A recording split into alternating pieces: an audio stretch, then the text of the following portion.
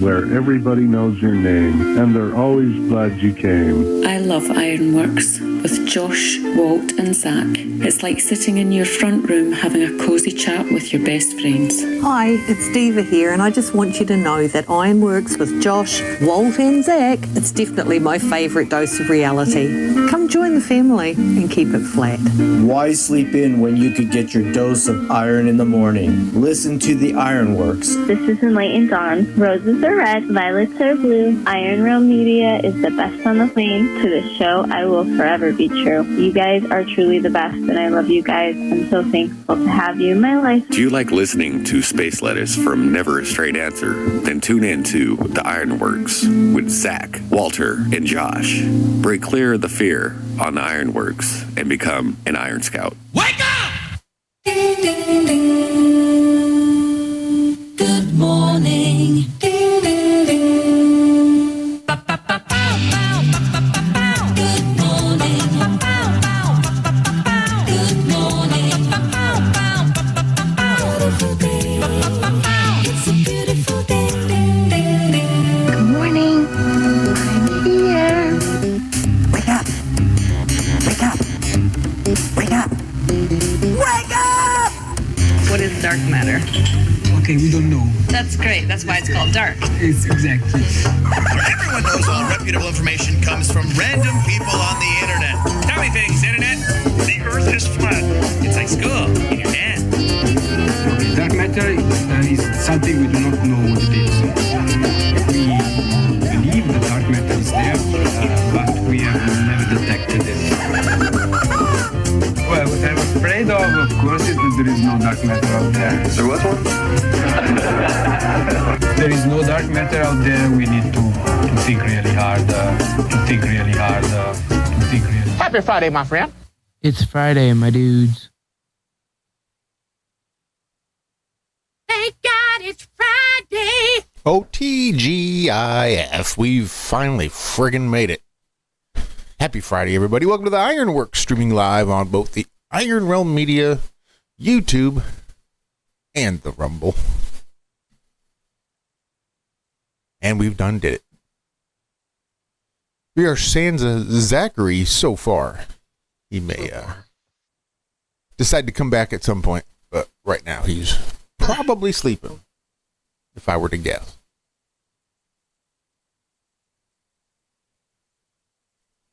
Oh, we got a Walter here. You are right. I am here. I'm trying to figure out how that Rumble thing works.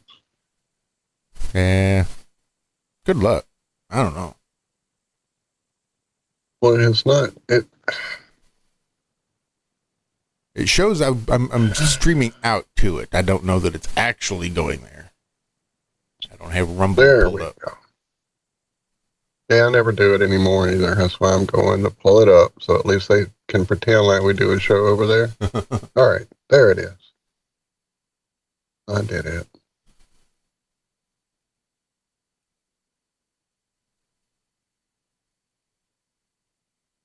Oh, I didn't realize it was upon us. Which? What's upon us? Well, Deluxe in chat saying he had not seen, or they had not seen, I'm assuming again, had not seen this.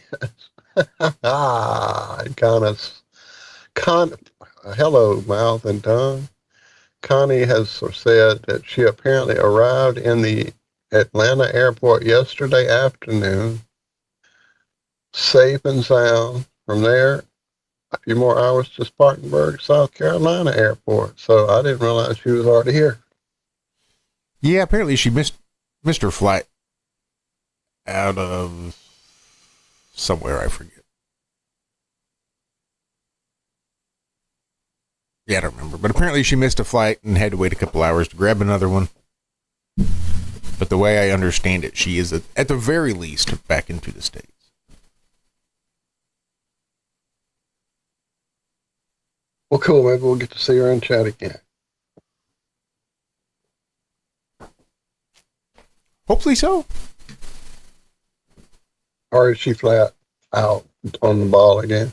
That could be too. She may be a rising sphere.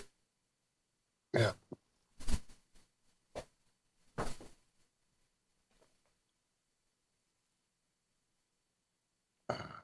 Typing, sorry. I'm typing. I can type. Typey, type, type, type. Typity, type, type, type.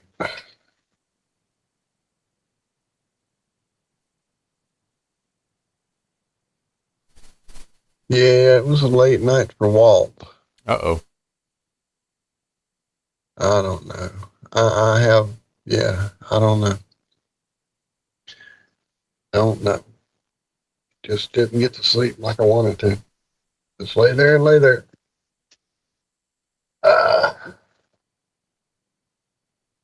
I may have thrown myself off just a bit with my routine and stuff. The gym classes apparently that I've been taking in the pool have now started, that were 2 and 3 times a week, have now started only being 1 time a week. And so I'm having to go back to making up my own routines there and just, I don't know, just out of sorts. Things have been a little off kilter without my normal routine there at the pool, at the gym. Tiring me out properly is what I'm saying. I mean, you know, there is a lot to be said for somebody pushing you to do stuff. I mean, don't get me wrong, I don't just float on a inner tube with a beer in one hand and whatever, you know, I'm definitely there doing exercises. It's just nobody pushing you, and you're just kind of taking a minute to go between them, and suddenly you're, you know, I have my earbuds in when I'm there not doing a class, so I'm suddenly in a song, like jamming, and get lost in it. Yeah, so it's just different doing it for yourself, by yourself, or having a person coach you through it, push you through it, encourage you to keep going and do this quickly and this many seconds on a timer and all that kind of stuff. I need to be controlled.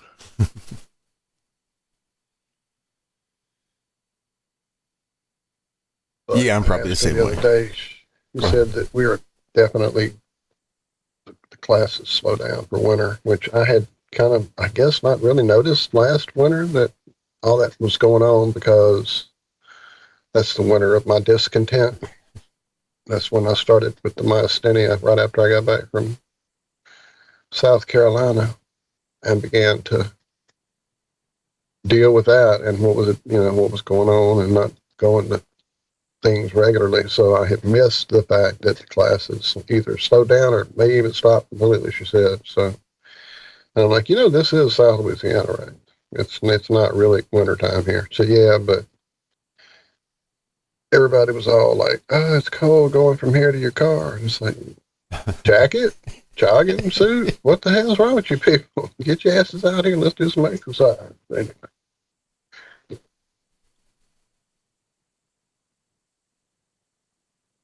Anyway.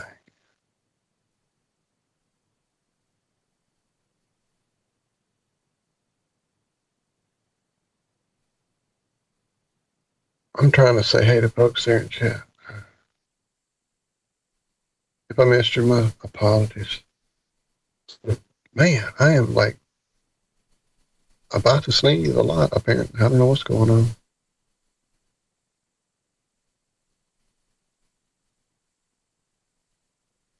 Yeah, Deluxe. I do those things, and it helps, but I don't know. When your body gets into a routine of getting tired from work or exercise or whatever, and then you stop that routine, it does change things for me anyway.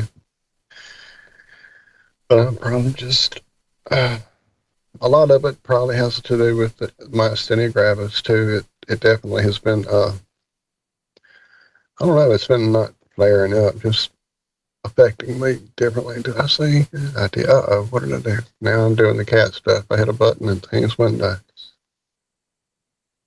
What did I hit? Okay, I found it.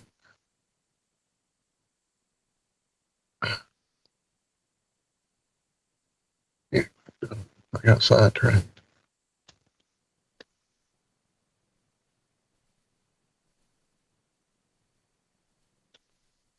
Trying to find my pile because I know I had some stuffs. Had some stuff. Oh yeah, 911 was out here yesterday and in parts of Mississippi apparently. Really? That's never good. No, it wasn't. It was quite a few hours. It was impacted across parts of Louisiana and Mississippi. Apparently, according to OPCD, a 911 fiber line was cut in Mississippi, which caused the outage across both states, which is, disconcerting. You think they would string that shit up like Christmas lights where it just over here goes down, everything goes around, I don't know. Mm-hmm. One Or bulb they are goes strung out, like they're not Christmas going to all lights, go apparently. out. I don't know, right. But yeah, I thought they told me how many hours it was. Maybe another story I didn't drop. I don't know. But we were all back to normal back by 4 p.m. But definitely it made you, think about things like that. In fact, well, I'll wait, I guess, till Zack gets here. Pertaining as this does to the Schumann resonance. Resonance, or residents, one of those. One of them. One of them.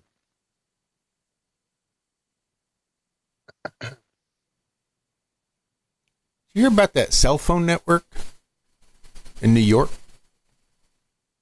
I did not.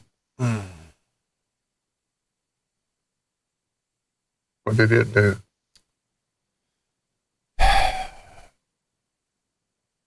So I'm not entirely, because I'm not a cell phone expert. I don't know entirely how cell networks work.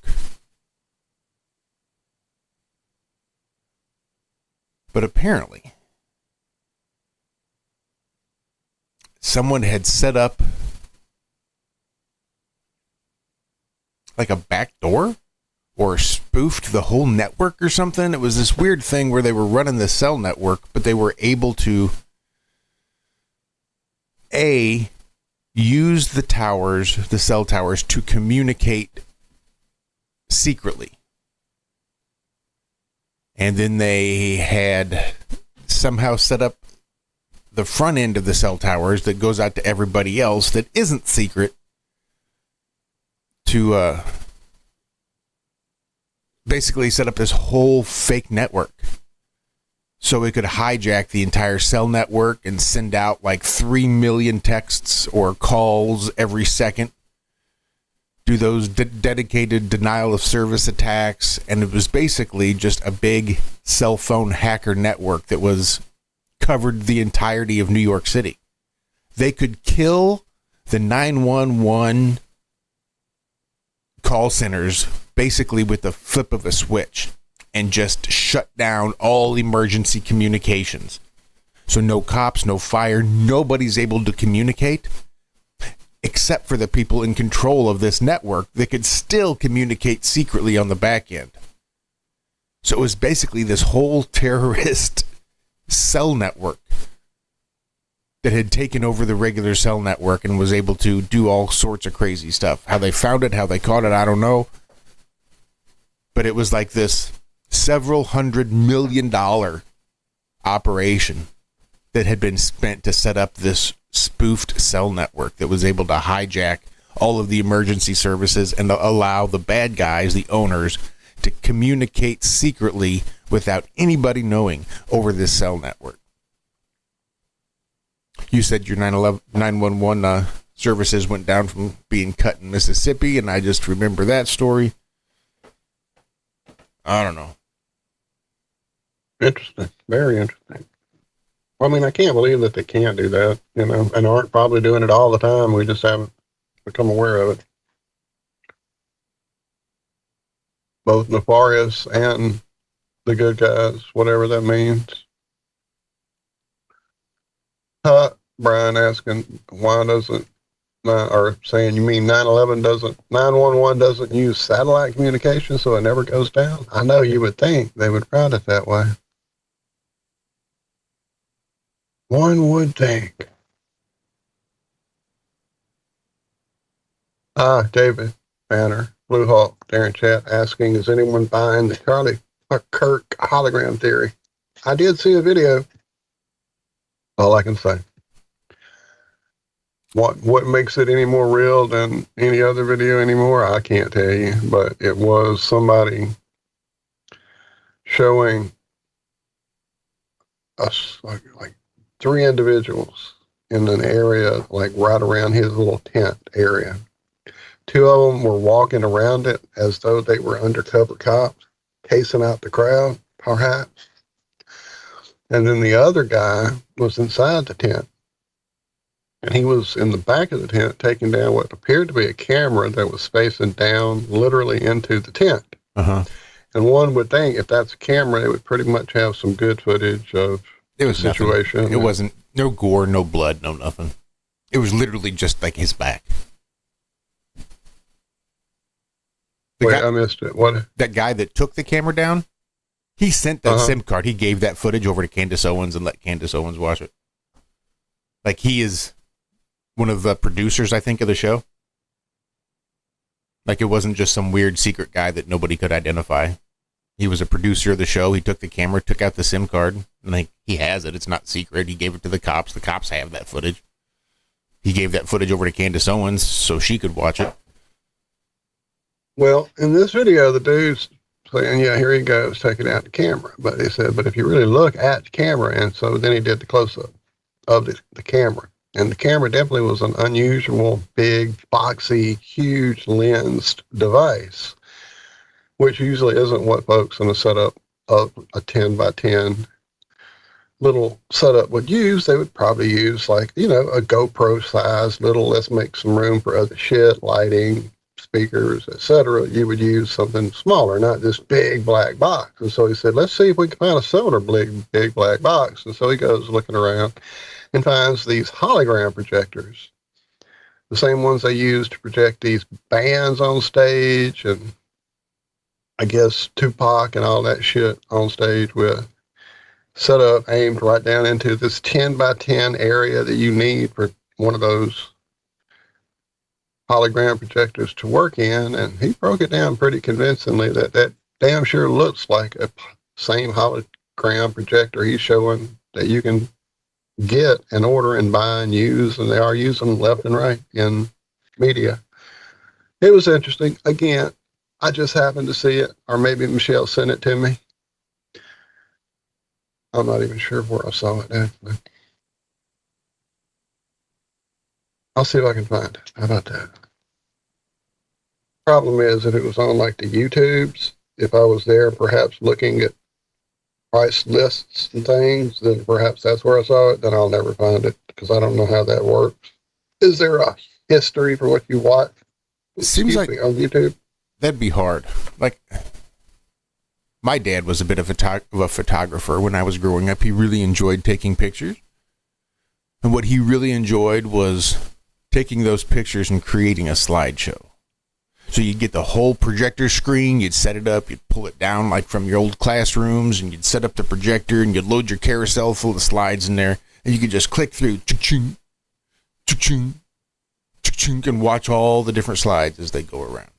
Trouble is, if you walk in front of the projector, you can't see what's on the screen because it's being projected onto you. Right? Smoke is going to diffuse that light and reflect that light. All sorts of things kind of get in the way. There has to be a clear line of sight between the projector and the projected. Well, yeah, this projector was up in the back corner, shining down into it was facing from the back down into the front. So did anybody ever walk behind Charlie Kirk? That would mean no one could ever pass in that area. You could never go from left to right or right to left because you would interrupt that. I mean, he would just disappear. Smoke. If one of those kids was vaping and the vape went through, you'd clearly see it projecting from there down you'd be able to see it like a laser. You'd be able to see where that projection, that it is a projection, and where that projection is coming from. Like just on the smoke or the haze or whatever it is, the dust, anything would prove that that's a projector. It just seems awfully hard to pull off and pretend that it's real.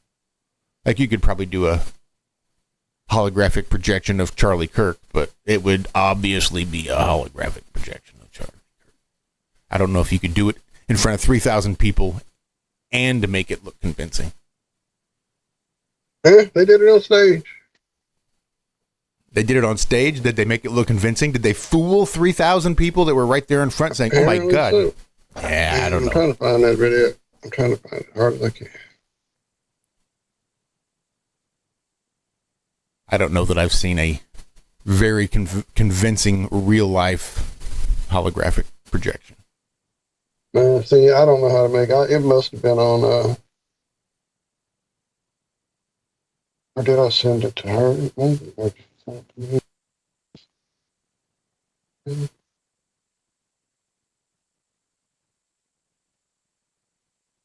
me. Pokemon. Oh. Telling all suing. Yeah, I don't know where it's at. I can't find it. I'll find it. Or if somebody in chat has it, send it in chat. But I don't know how to find stuff on the YouTube. I'm on Facebook. I don't have a clue how to find that there.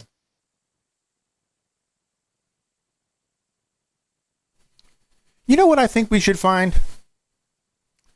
Some of those like northeastern Indian tribes and all their tales of these great big white buildings that are sitting out in the middle of the field that they've just been living and surviving around all these hundreds of years. You know, those same ones that the Europeans happened to run across when they came to America and found all these old world buildings.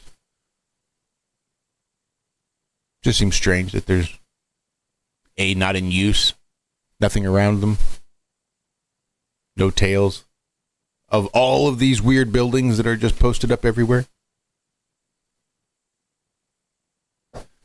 Just seems strange that if they were really there, there would be records of them being there by more than just us.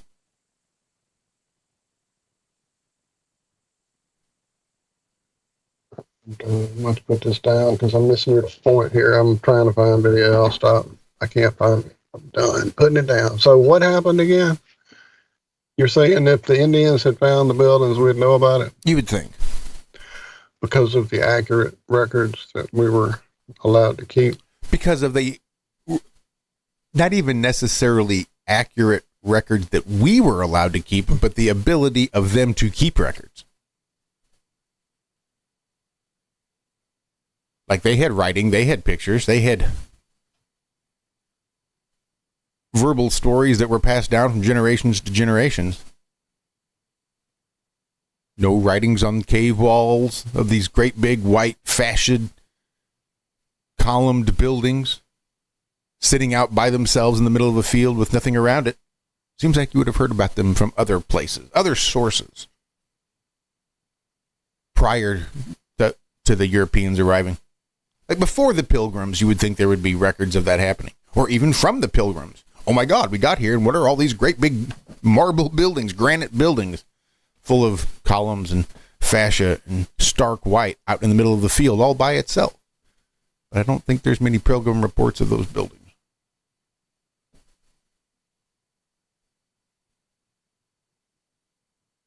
Just seems strange. I see what you're saying, but I mean, I would think that if they've scrubbed all mention of the history of whatever all this is, they would have probably scrubbed it from those sources as well. Just theory as well. I don't really know. I wasn't there.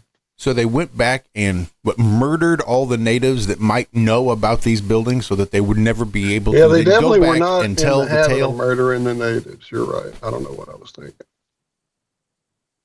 But that wouldn't be indiscriminate. You would have to make sure you know who knew about it and make sure you took them out. I hear you. Like you'd have to know Running Bear knows about that building over there in the far eastern parts of the country. And if Little Bear there knows about it, Running Bear knows. We got to make sure we kill Running Bear so Running Bear doesn't tell his son who tells his son who tells his son. So apparently John Levi did a video on the Indians that had used big empty cities they used in Utah, apparently. Drop that video if you would, Ian, please, sir. In Utah, huh? Well, again, what was making me think about this is with the Lewis and Clark expedition. Surely they would have run across it. Surely you would have had your entire boat crew, your entire land crew, and all 40 people that you had would have to somehow be silenced or completely avoid those areas. We're going to be here exploring the entire western United States. So now that we know where all these buildings are in the western United States, we're going to explore around them so none of the explorers can find them. Seems a bit hard to fathom. And so again, that source of the explorers' tales that we're all so familiar with were handed down to us by who again? The guys that wrote them, I understand. Do I believe it?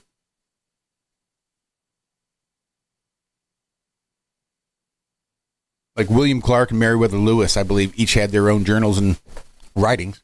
So yeah, I'm pretty sure that we would have taken it directly from their journals. And then again, you had the overland crew, and you had the boat crew, and you had 40 other people that were maybe not necessarily taking notes. And those journals were then turned into the history textbooks that we've all determined are full of lies. Were they? You see where I'm going? I mean, yeah, pretty much. Or were they not?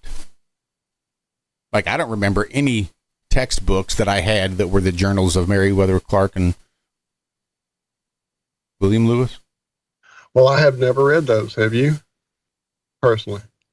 Like, I know I've seen excerpts. Like, I've seen pages of them, yes, but I happen to be living in the middle, or lived and grew up in St. Charles, Missouri, which was sort of the kicking off point of the Lewis and Clark expedition. Stomping the grounds. Right. Right up.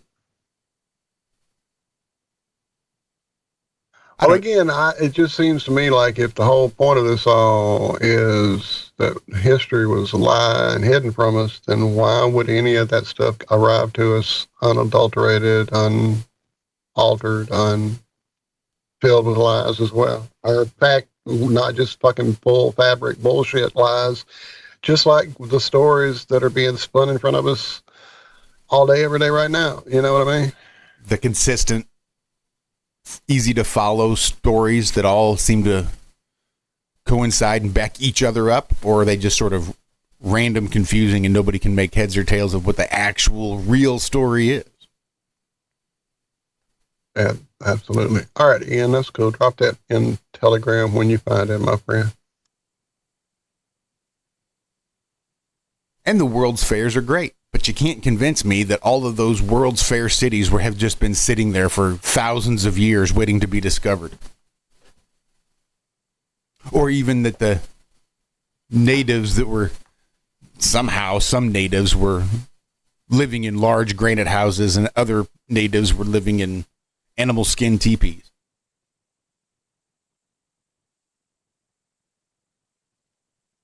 I don't know.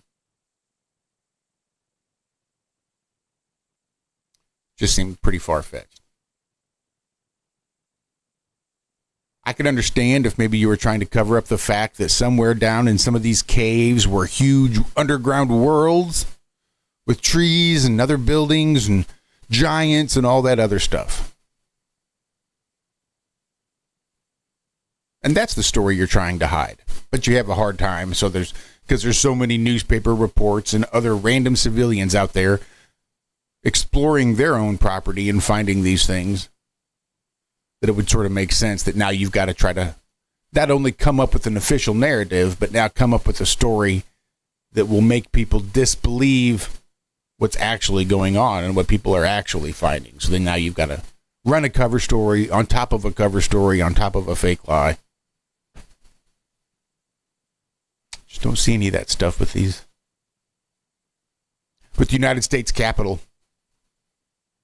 being thousands of years old and just chilling out with all the natives and all the animals and all the flora and all the fauna. And then when the Europeans find, oh my God, what is this? There's nothing growing here. Somehow it's been perfectly cleaned and just sitting there completely unused by no animals, no humans, just chilling there. And now it's ours. I just find that hard to believe.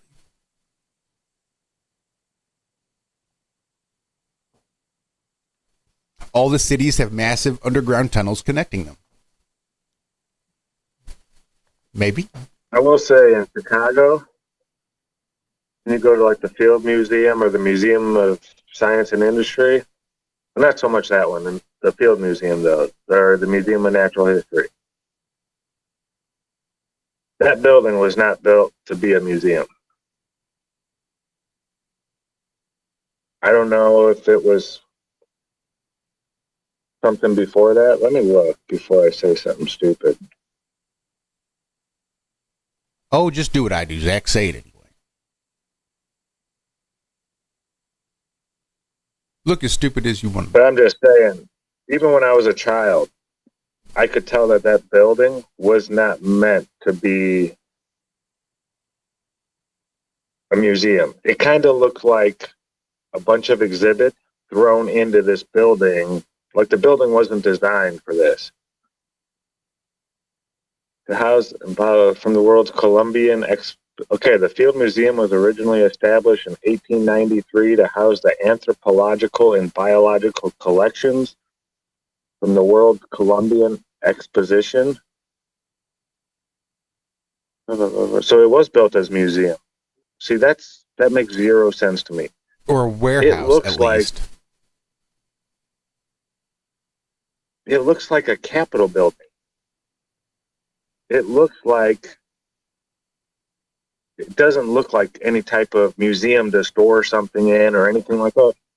And it doesn't look like something that was set up to have a bunch of displays in it either. It looks like you go to the State House down in Indianapolis or something like that. It's just weird. Even when I was a child, I remember thinking, did they build this to be a museum? Because like a lot of the exhibits are just like sitting out in the main aisle half the time. I don't know. I just remember that when you were saying that right there. Yeah, I have no clue about any of this stuff. No clue. And do you think the Field Museum you're going to run to today is going to be what they built in the 1800s? Or you think maybe at some point there's probably been a few updates and overhauls? This is like masonry. It looks like the Capitol building. Like it's complete stone. So if they did, I'm sure they've had to fix it up in the 90-something years before I went and saw it. But it does. It looks like the Capitol building, kind of.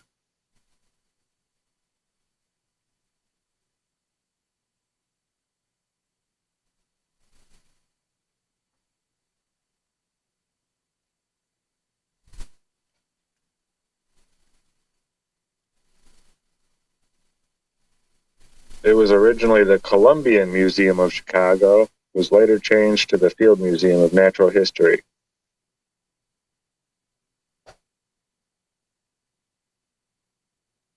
But yeah, it even looks like a government building with the pillars and all that kind of stuff.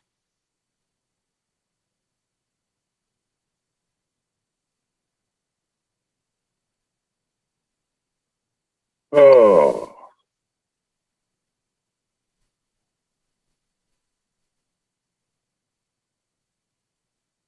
Oh, they didn't open to the public till 21. So 1893 to 1921. You know, I could see something like that taking 30 years to build.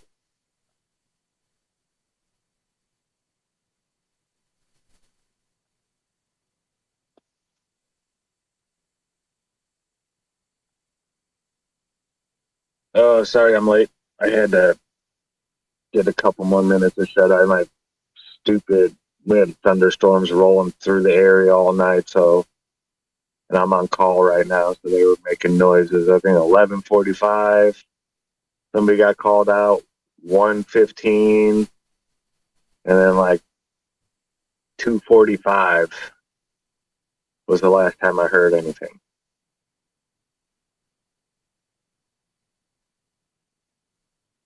Oh, I don't know how these guys do this. I am not a night person.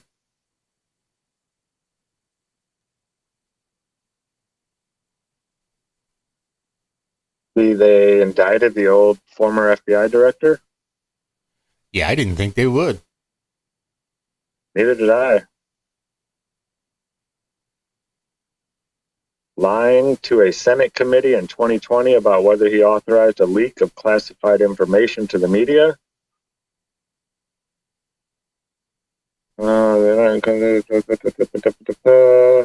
What else?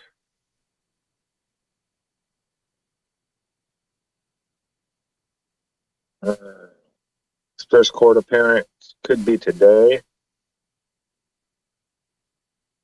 October 9th, where his charges are formally read out in front of a defendant in court.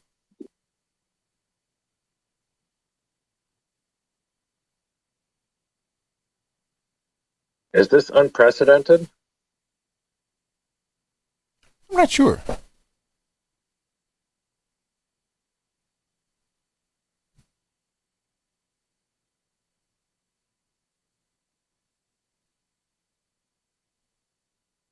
FBI directors have been charged with a crime.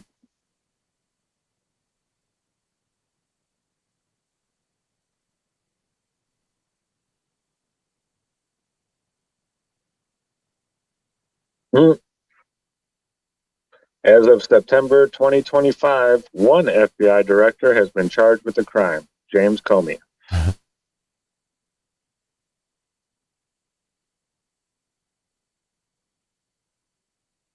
There's only been two that were dismissed. William S. Sessions by Bill Clinton in 93 and James Comey by President Trump in 2017.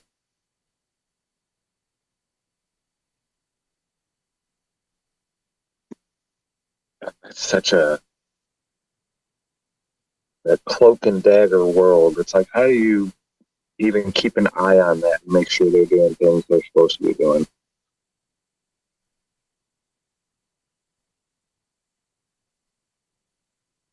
Is it even possible? Do you hear we're going around the moon next year?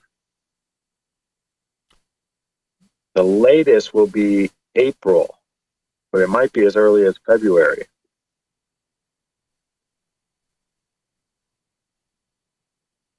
Okay. They're not landing on the moon. They're just going to fly around it. Right.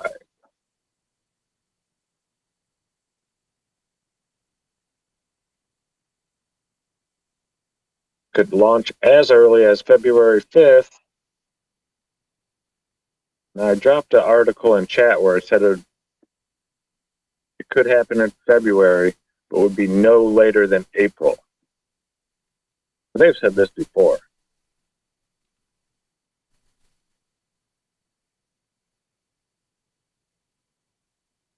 A 10-day trip. Wait a minute.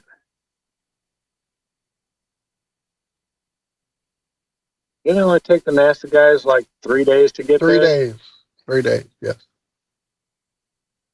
But they had that really big, long rocket.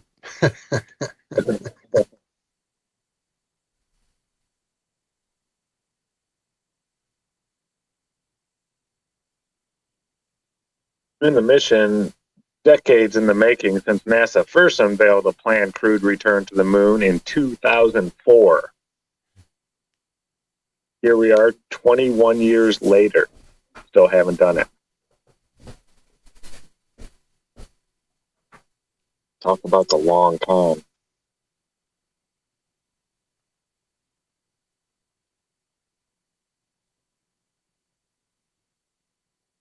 Oh, man. Tweaked my back Wednesday a little bit. Uh-oh. That's no good. No, that's never good. Carrying 6 cones. They're about 15 pounds apiece. Damn. That's a massive cone. I like a blunt or a big fat cone. I know. That's a fatty there. Double but I'm walking, and I was walking through someone's yard like an idiot, carrying 90 pounds. And grass isn't like the street. Oh, no. Right? And there was a little divot that I just couldn't see. I went to step and carrying that 90 pounds and thinking there was a step there and not. And my foot went down a little bit further and I wasn't ready for it. And it just, chink, I felt it in my back. I've been hitting the hot tub though and putting ice on it at night. It's been way worse before. So learned a lesson without too much pain. Never carrying stuff through people's yards, nothing heavy like that. It's good firm footing doing stuff like that.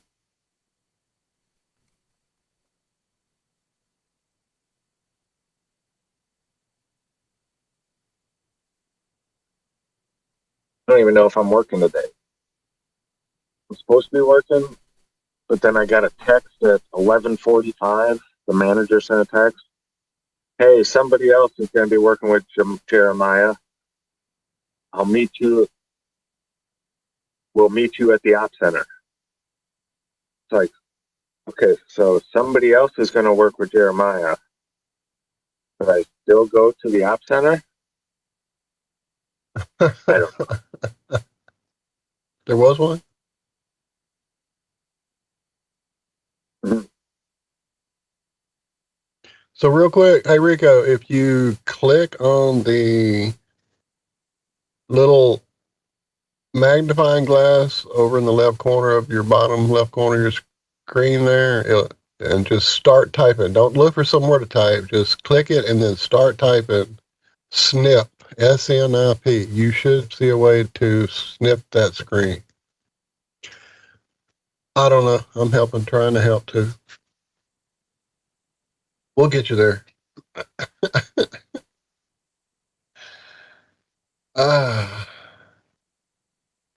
Hey, yeah, absolutely. I did not know you had access to some of the comfrey salve that our good friend Melissa, the accidental alchemist there in chat, has. I can highly recommend it for many things. The main one being that it is an astounding pain reliever and is really good for any of the area you put it on. The skin there is going to be so nice and moisturized. It's awesome. Another plus, which I've been meaning to reach out and to tell you about, Melissa, and to thank you for, is that it has become apparently a miracle cure for my fingernail issue that I was going through trying to figure out with the swimming and the nails cracking and peeling and me doing everything, including using the toxic nail, polishy growth hardeners, I tried it all. I tried everything and was still coming back from the pool and looking down or catching my nail on my pants or somewhere and knowing I've had a nail that's now split and peeled again. Well, since I've started using that comfrey for my aches and pains, she had already told me about a friend of hers who had had a nail that was split since she was a teenager and never healed correctly. And when she started using that as a pain reliever, the secondary effect was having it on her nails, and it has made them grow, heal. Mine, actually, I have to trim and file back on a regular basis, which used to just be like once a week, maybe once every couple of weeks for me, playing guitar, kind of thing. So yeah, definitely highly recommend it. It has been a great, great salve for me. Every time I get a little sore muscle or pull something, I definitely throw it on there. So give it a shot. Of course, Melissa and I aren't doctors, nor do we play them here on ironrealmmedia.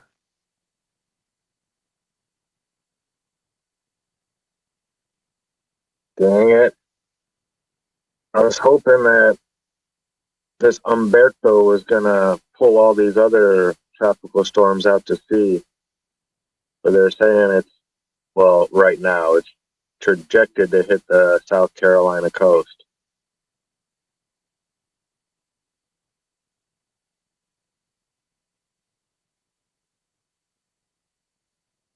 I can go work down on the coast for a little bit.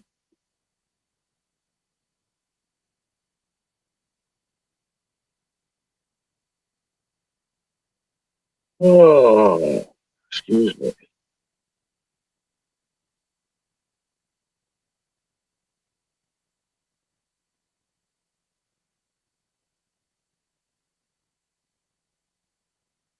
Gee, that person needs to be fired. Employee error caused wastewater overflow that dumped 10,000 gallons into Lake Michigan.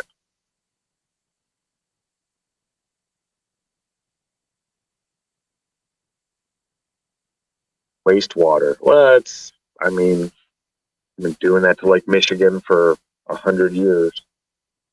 I think 10,000 more gallons is going to really break the bank.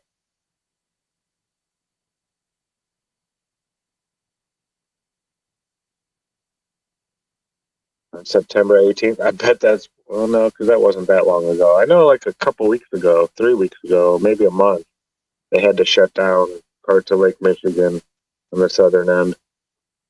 No swimming.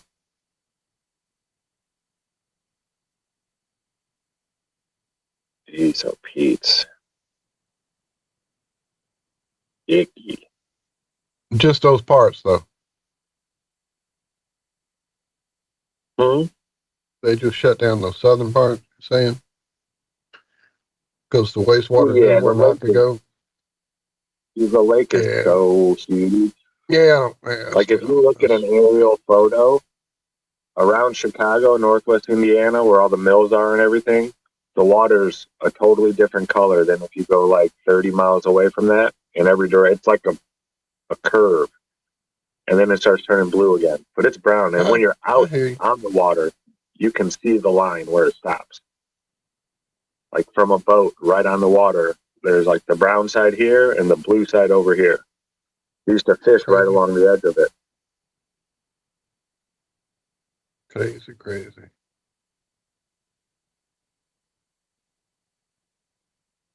I was just thinking about the good old days when we would go to restaurants and they would say smoking, not smoking, and we would say not smoking, and they would seat us at a table, right on this arbitrary invisible line they had drawn in the restaurant, as far as smoking and non-smoking. And so smoke, being intelligent, always stops at that line and never goes past it and drains over into our table and makes me want to puke while I'm eating. That never used to happen, ever. It always stayed over there where it was supposed to. I kid the smokers, you suck. No, I'm sorry. Yeah, mine was never that well behaved. Sometimes I'd have to really convince it. Like, we'd have to sit down and have a conversation. I'm like, look, you just got to really stay over here. Like, no, I want to come over. I'm like, but that's not where you're supposed to be. And finally, be like, all right, I guess I'll just stay on this side. And then they'd finally listen to me, and then we could separate. But mine was never quite as smart as yours was. Yeah, there you go.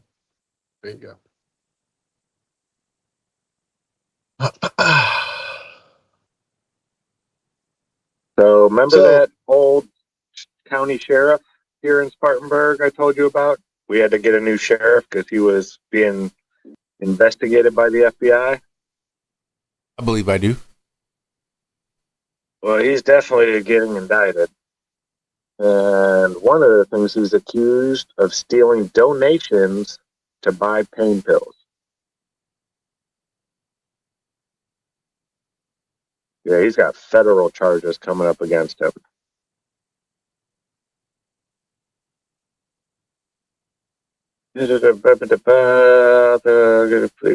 Okay, his turn. All three men. So, County Sheriff Chuck Wright, Amos Durham, and Lawson Watson. I wonder if they were part of his deputies or whatever. He was sheriff for more than 20 years.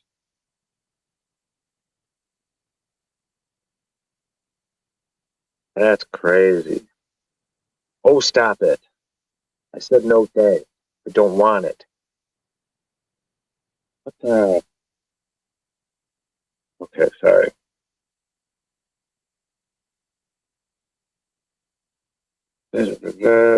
Conspiracy to commit theft concerning programs receiving federal funds, wire fraud conspiracy, and obtaining controlled substances by misrepresentation.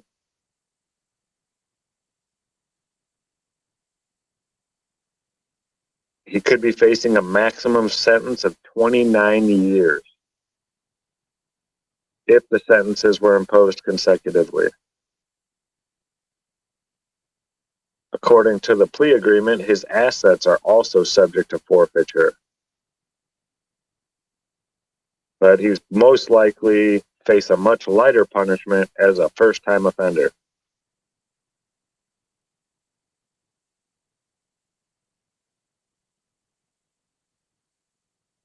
Wow. Right in my backyard. Sorry, Walter, what were you saying? You still got it? Give me a second. I'll remember.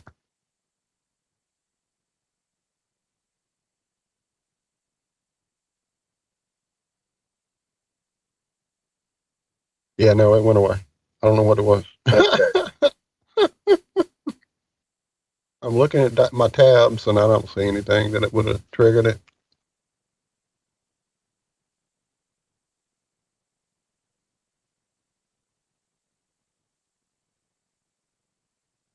So they named the Artemis 2 crew members got to name the Orion spacecraft, apparently. And the article, what? No, where's the name? The Orion 2. Or, right? Isn't that the name of it? No, Orion. Artemis 2 is the mission.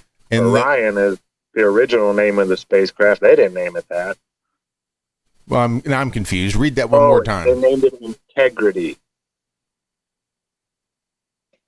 Okay, they named their Orion spacecraft Integrity during a news conference. So where does Orion fit into this? That's just the name, like Boeing named it Orion, or whoever built it.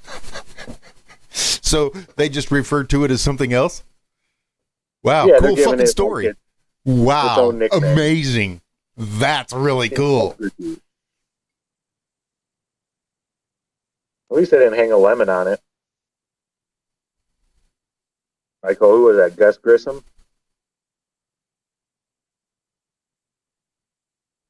I believe that's right.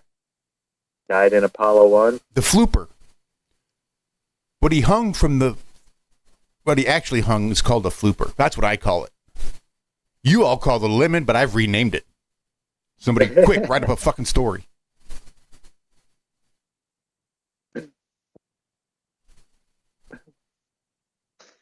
Like, we named it. Like, what kind of story would it be if Josh Corey's mom named him Brian? Well, now, wait a minute. If she named Josh Corey Brian, would his name be Josh Corey? No. She just calls him something else. Big fucking deal. Actually, she named them both. They go by both names. Makes sense? Sorry, I don't know why that pissed me off so much. I think it's proof that I'm falling somewhere on that spectrum. Like, I just have to come to the realization that I've got to be, just a little spurgy. Gotta. Like, once a month, we do a free lunch at work. They'll either bring a caterer in or they'll figure it out, but they're going to feed the entire company a free lunch every single month. And that's the way it's been for the last 5 years I worked there. And yesterday, this month's free meal, free lunch, was steak. So they get like little cheesecakes and there's steak and salad and sides, and it's a whole fucking thing. I've not eaten a free lunch at my work in probably 3 years. Because having worked in the food service industry for as long as I have, when I see, it's not that they mishandle, it's just that I don't trust them to handle it properly. For instance, I like salad because I like veggies. Veggies are num-nums. But if you're going to make me a fucking salad so that I can eat my goddamn veggies, don't pour house dressing all over it 3 hours before I eat it. A, I don't want dressing on it to begin with, and B, if I did, I sure don't want it sitting on there for 3 hours before you serve it. Salad soup is what I get. It's disgusting. Wilty ass fucking lettuce and all kinds of nasty shit. Everything's all run together like it's, I don't know. So, okay, see, I'm already working myself up on some imaginary meal that I never even ate. And that's exactly why I don't eat the meal, because one little thing, and it's just going to push me over the edge, and I'll go apeshit. Like, I'll go stomping outside, slamming my little to-go container full of free food in the trash. I'm not eating this stupid, nasty fucking shit. I should have just brought my own. So now I do, because I am just Aspergery enough to let that affect me that way. Don't know why. But it does. So I don't eat the lunch anymore. I just bring my own chicken and cheese. I'm like, this is what I'll eat because I know I like it and I know exactly what to expect. Sherry, write down Aspergery ass, please.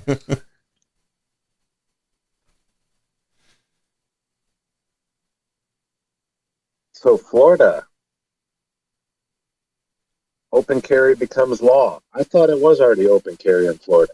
It was open carry as long as you're going to or from hunting, fishing, or camping. Okay. Well, now it says a ban on open carry was overturned by an appeals court earlier this month, paving the way for gun owners' right to carry a firearm openly in areas permitted by state and federal law. And didn't I see some nationwide concealed carry reciprocity going through? I think so. Like all 50 states. I don't care what you think you want, but this is going to be it. See, it's things like this. Things like this that make me nervous. Like you can make a lot of moves and set your chess pieces up if you're trying to plan a civil war, but it seems like this would definitely be one of those pieces you need to put into place. Yeah. Rather than coming to take the guns, how about you flood the market? Get people to start using them. And they're even saying, like, if a private landowner or private business clearly states that you are not allowed to carry a gun, and someone at the establishment says that you have to leave, and you don't, that's going to be armed trespasser, and it's a third-degree felony where you can get up to 5 years.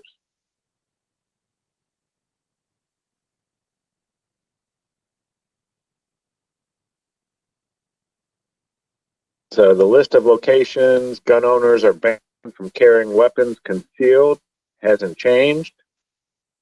And that list also applies to open carry as it goes into effect Thursday. So they could conceal carry. Did they have to have a license to conceal carry? See, I don't think so. I think that's what the constitutional carry is. You can just carry. Carry. Openly or conceal it. Either way. I believe that's correct. Dude, I knew so many people in Indiana that we didn't have you weren't allowed to conceal carry unless you had a license. You weren't even allowed to open carry in Indiana. And then they changed all that, but I knew a bunch of people that, dude, at work, this guy would lift up his gun a little bit and there'd be a 9mm, an 8-shot. Stuck in his pants right there. He's like, it's always there. That's how those Indiana boys always were, out living out in the country.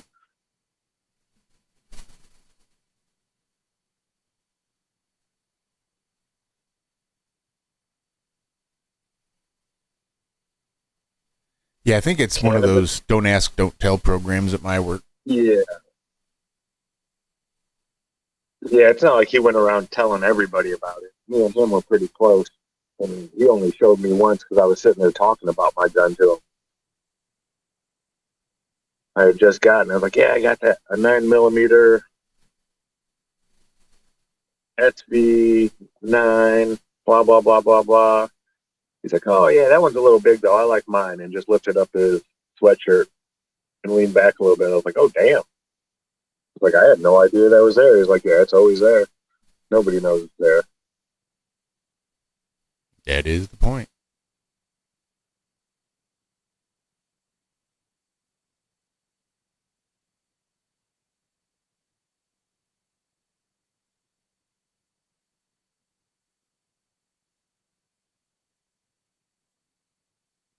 AL Manufacturing Company? I don't know what that faces allegations of extreme conditions at plant. Alabama water meter plant of unsafe working conditions and environmental concerns. All right, I'm not going to get too deeply into this. I will say, though, that if you can bring something like that to light from obviously a big company, if you're making water meters, you're doing all right. You're most likely a pretty big company. I watched people for 6 years try to get OSHA to come because of environmental crazy stuff and dangerous work conditions and all this stuff. Pictures were sent to these people. And the only thing I could think of was there was a little greasing done in a closed office somewhere where somebody got a handful of cash and the other person said, oh, okay. Yeah, I don't see anything wrong here. That's the only way. There was so much proof and so much evidence. If they went through the paperwork, they'd be able to see the environmental damage done. Just on the paperwork alone. When you bring in 500 gallons of oil a week and only ship back 150 to 200, that's an issue. Do we have a big, giant, huge vat that's just storing old oil somewhere? Or is that oil going somewhere? Like into the ground? Yeah, getting stuff like this brought up against big corporations is, you would think it would be easy. You think they'd get a phone call or this or that, maybe some pictures, and they'd come investigate or something. But no, it's not how the real world works.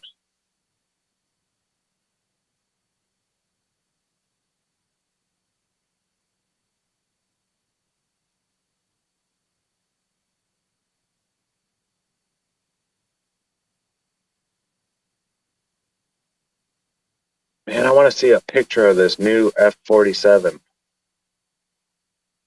All they show is this weird photo from the, oh, wow.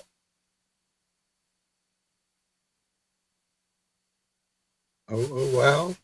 Yeah, that is a cool looking jet if that's it. I will drop the link.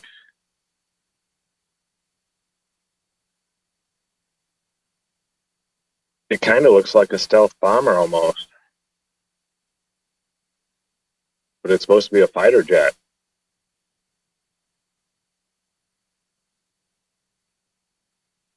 Let me just copy it. I'll drop it in the chat too.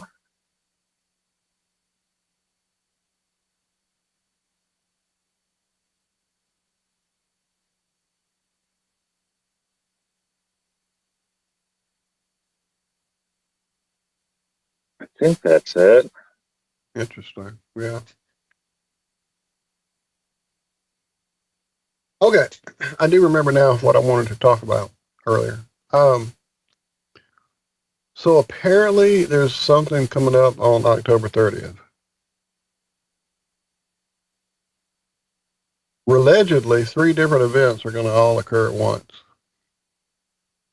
2 of them, I'm pretty much okay. Yeah, I'm down with that. But the third one, I'm kind of like, yeah, well, So here's what I saw someone talking about on a video Michelle sent me.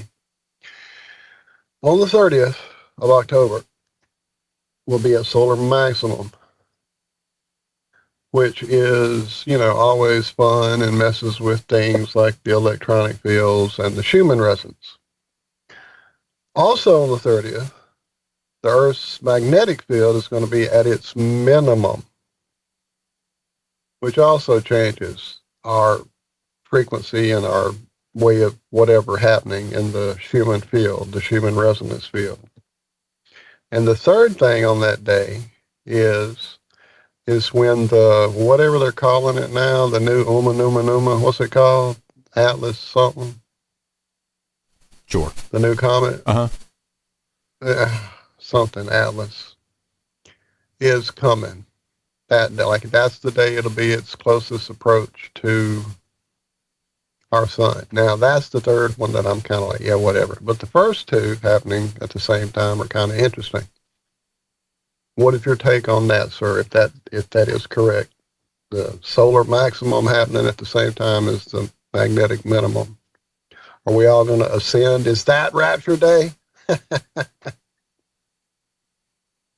I was watching videos of people that were giving away all their worldly possessions and not pooping because they didn't want to be pooping during the rapture.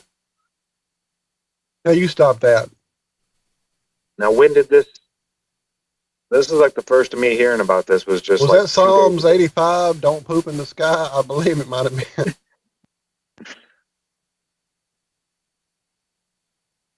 Now, I mean, to be fair, it's like every year around September 23rd, around this time, they always claim something's going to happen.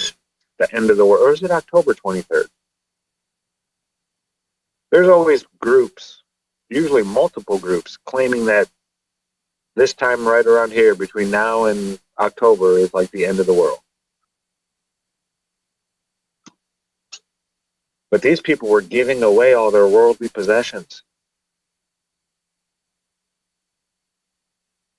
Selling their houses and their vehicles and all this kind of... Oh, I know. My niece put something on Facebook like, hey, I have a friend who's a notary. If any of you guys want to put your car in my name before the rapture.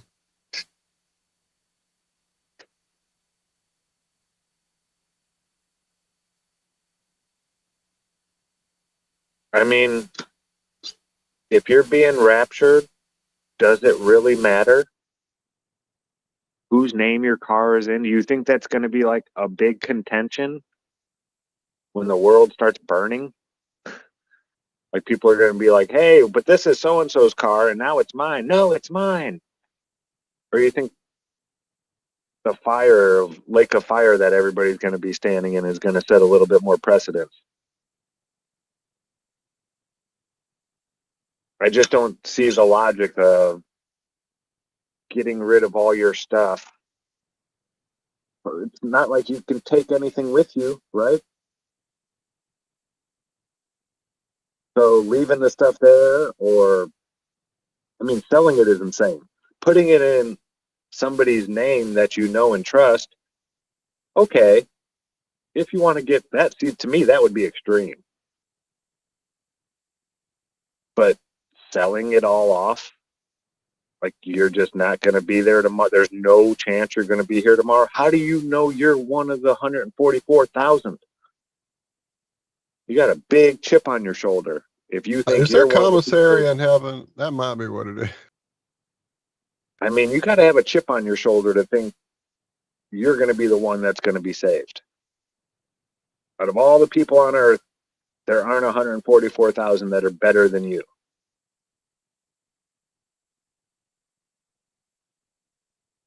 That's a chip on your shoulder, in my opinion. I know there's 144,000 people out there that have done better than me, according to living to Scripture. I mean, hell, the Amish are going to be like 140,000 of those people.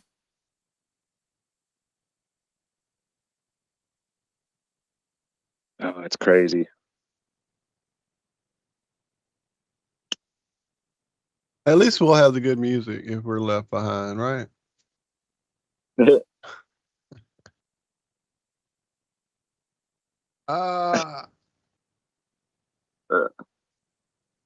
Oh, man.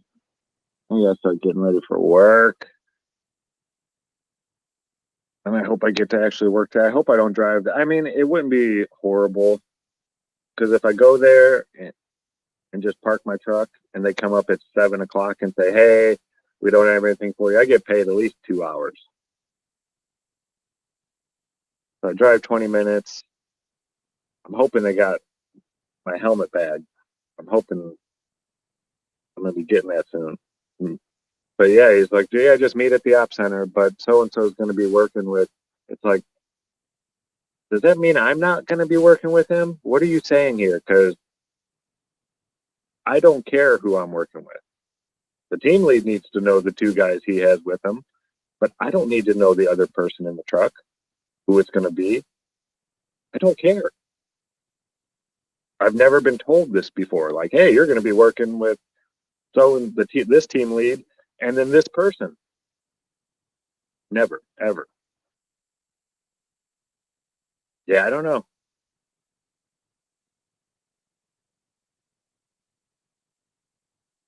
Yeah, Melissa, right? The show up pay just for 2 hours. I've got it a couple times now being sent home right when we get there. But that was like driving 40 minutes. Well, 25 minutes to the spot in the opposite direction to meet the guys. And then they drove 40 minutes past my house. And then I got to drive the 40 minutes back to go pick up my car and then 20 minutes back to the house. But still, I mean, I get paid just for showing up, at least 2 hours. It's guaranteed. The only time that doesn't happen is if they contact you at like 6:30 or something. And they'll say, hey, your job was canceled, you'll be on standby. And half the time, they'll find me some work to do. They know I want to work.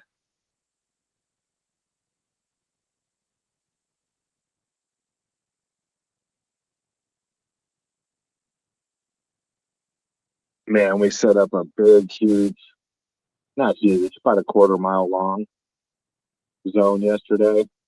They didn't even use it. It wouldn't be so bad if it were flat land, but it was all uphill. So you set down a cone, and then you got to take 30 steps, and then put down another cone, take 30 steps, put down another cone all the way down while the truck's moving there right next to you. And I don't like doing that. I don't like being right next to the truck while cars are coming along the other side. It's just a bad pinch zone where I have no place to go if there's an idiot.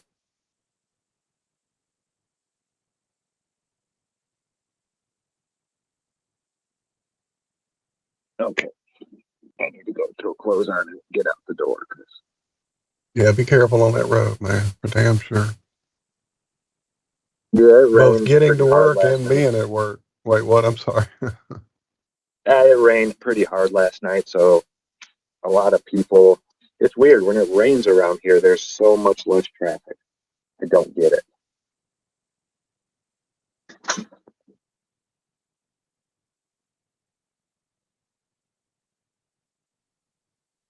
Oh man.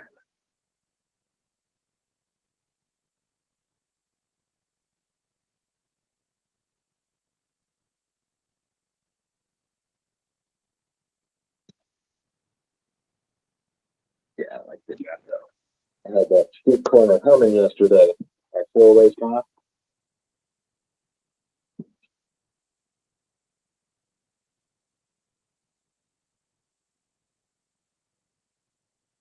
Come on, sweetie. Come on, sweetie. Get down. Guess who's here? Let's see if I can get her on the camera. Oh, don't go over there. They don't want to see your butt. Come back over here. My work shirt is sun faded.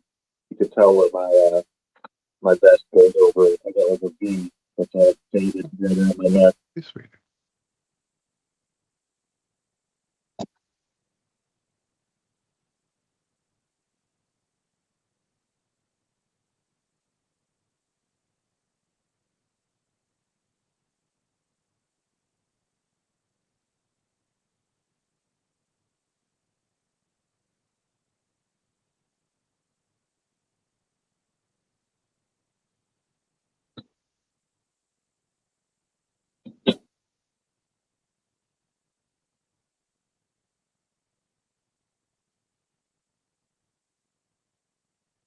Goodness. And now I can't. There we go. Thank you, sweetie. She helped me. She unmuted me.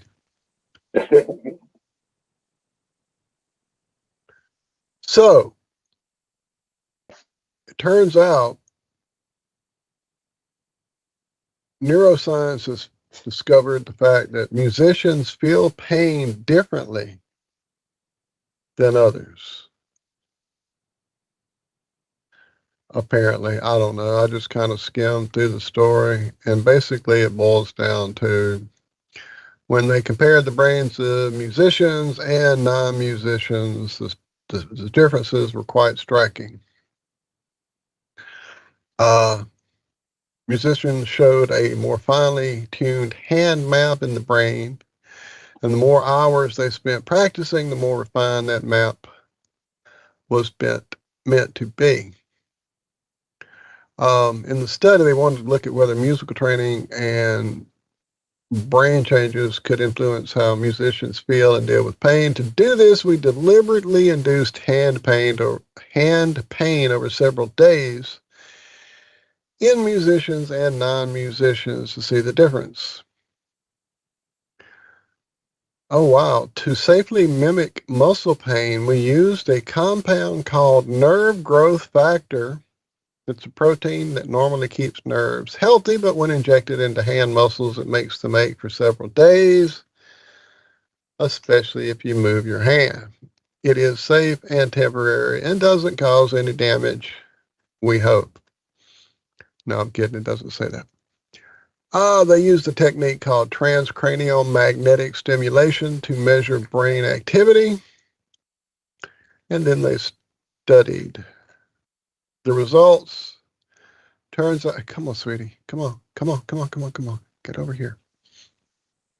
After the pain was induced, musicians reported experiencing less discomfort overall. The more hours they had trained on their instrument, the less pain they felt. Was it just a buildup of their muscles? I don't understand what we're trying to get to here. The study was small, with just 40 people, but the results clearly showed that musicians' brains respond differently to pain. The training seems to have given them a kind of buffer against the usual negative effects. So there you go. I guess if you have a headache, go pick up a guitar.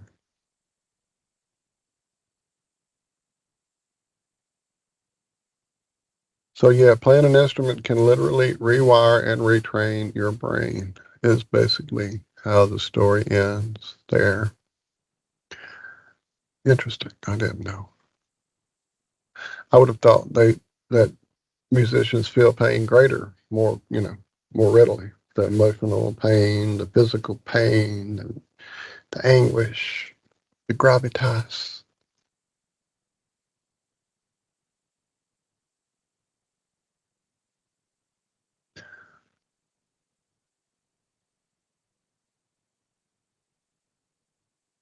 Uh-oh.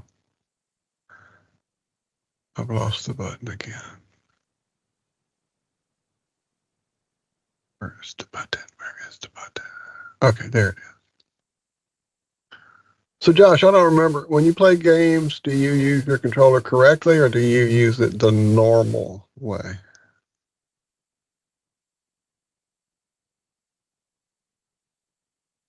Cool. I use it correctly. No, nobody. So yeah, if you're a gamer, and you play them, with the controller. I don't know about mouse and keyboard setups. I don't know how all that works. I never did it. But on a controller, if you were raised in a certain era, was my thinking, in an era of Atari joystick controls, and then in an era that first had a game called GoldenEye, which defaulted that when you push down on your control stick to look around or look up or down, when you push down, it looked up. And when you pushed up, it looked down. Like flying a plane. Or like having a joystick stuck to the back of your fucking head. If you pull it down, you're going to look up. You push it up, you're going to look down. That's the way God intended it way for a controller to work. But for some reason, there are games that label the opposite as normal, and then we have to go and invert it when the correct way is pull down and you look up. That is the way, like I said, the good Lord meant it. But apparently it has something to do with the visual field and something to do with evaluating the orientation of surrounding objects, and a lot more to do with your visual way you deal with reality around you than anything to do with what games you played as a kid or flight controller simulators, any of that stuff. I'm trying to find exactly how they did this. Okay, so they based their perceptions their study on our idea of perceptions of upright cardinal lines, which are inherent in the visual environment to the extent that we treat even. So basically the test was the team provided volunteers tasks to mentally rotate shapes and identify matching ones. Perspective tasks to assess the spatial awareness, and tasks to judge the tilt of objects against differently oriented backgrounds, and attempted to measure how much they relied on contextual cues and body cues when they make spatial judgments. The gamers were also given a questionnaire about their gaming history.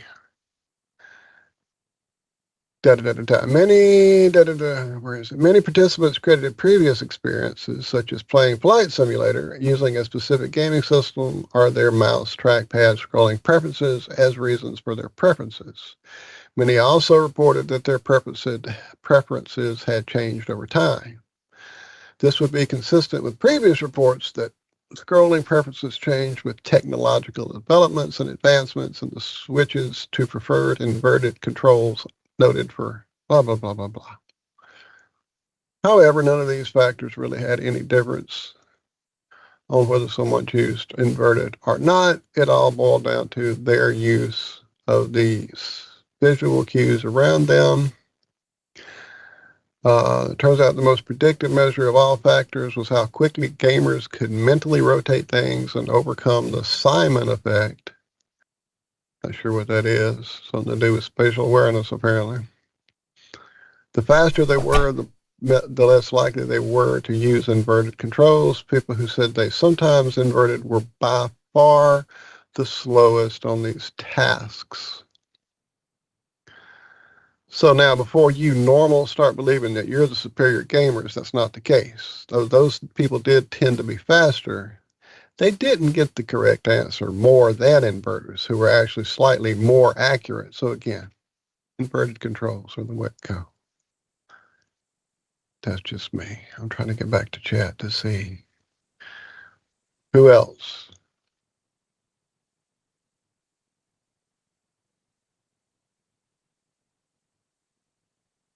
Micro switch clicking joysticks, right?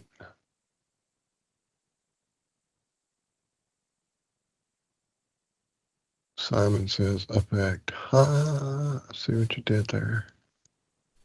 That's what I was figuring. The Simon effect would have something to do with flashing lights and tones and colors.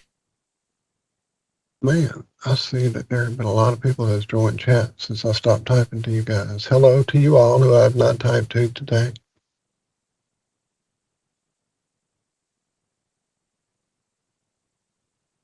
Wow. I just noticed Zach's camera was on momentarily. Now it's gone.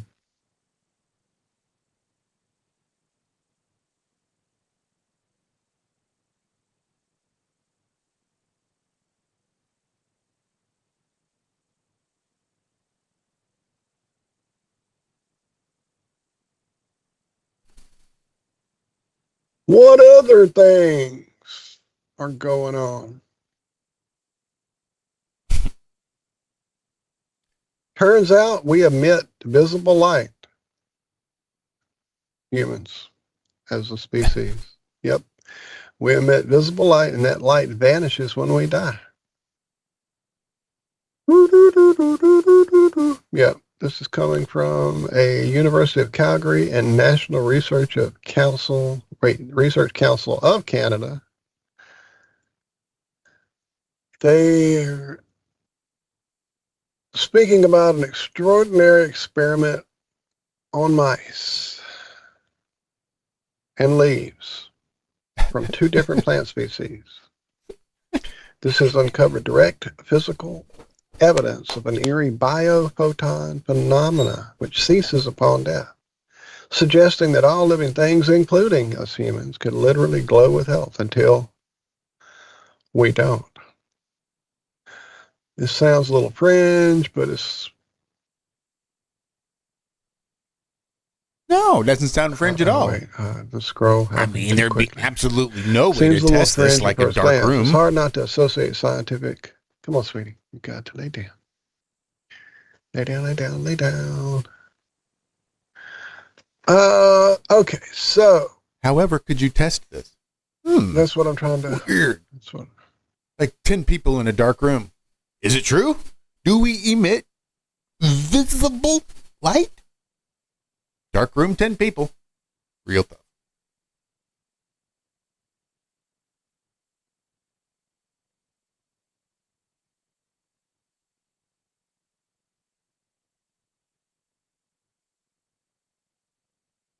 So they have a... I'm trying to get back to it. She helped me go completely away from the page. So the University of Calgary physicist, somebody, I can't say his name here, and his team have claimed to observe an ultra-weak photon emission produced by several living animals in strong contrast with their non-living bodies, as well as a handful of plant leaves. A strong contender for the source of this radiation is the effect of various reactive oxygen species that living cells produce when troubled by stresses such as heat, poisons, pathogens, or lack of nutrients. You've got to get down. You've got to get down. Come on, sweetie. Seriously. Come on. You're not helping at all. You're not helping. I can't even find my mouse anymore. The pointer won't even show up. I don't know what she's done. There we go. Okay, sweetie. For instance, given enough molecules of hydrogen peroxide, materials like fats and proteins undergo transformations that kick their electrons into high gear and spit out energetic photons as they settle back into place.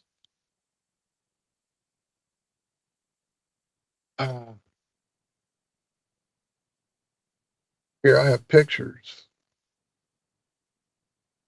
Let me find a way to share them.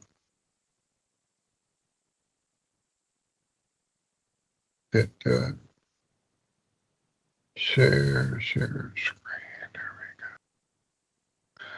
So here are the mice, and here's the difference between alive and dead. And this isn't body temperature. These are photon emissions. Or technically UPE emissions in 4 different mice. The ones at the top are alive, the ones at the bottom are the same mice dead. And there does seem to be a difference there. It really does. Uh-oh, what have I done again? I think there we go. Okay. It would explain a whole lot, like how much I love cheese. That if they were to do these experiments on a mouse, it would probably prove that mice definitely like cheese. So it must mean humans like cheese, which would prove true because I like cheese. So that works well. And leaves.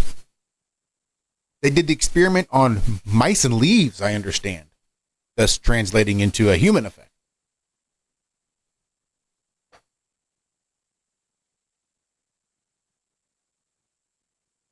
Of all the things that mice, leaves, and humans all have in common, go ahead and add the fact that we're the candles to it as well. Mice, leaves.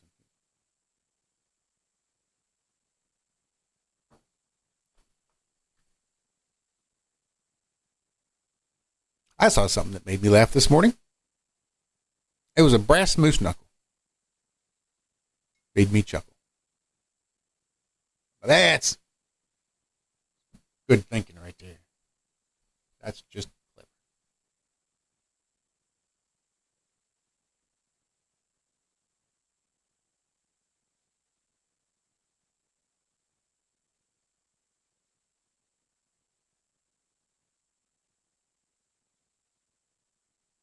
I'm not familiar with, like, I know all those words you said, but in that order, I'm not familiar.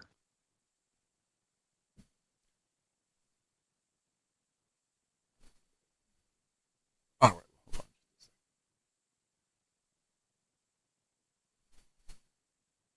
I'll go ahead and drop it here in this chat for you.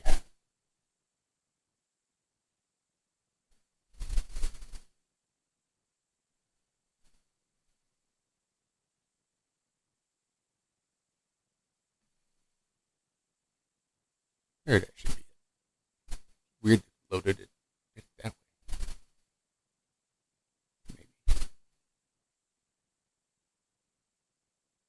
Maybe. No, there we go.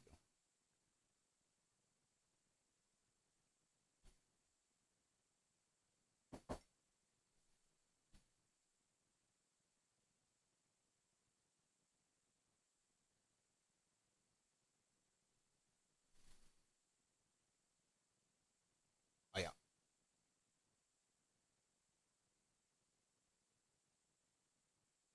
The old brass moose knuckle.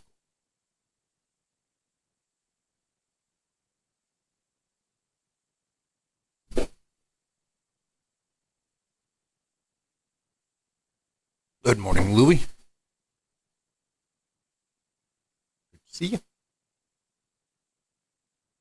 I am woefully behind schedule.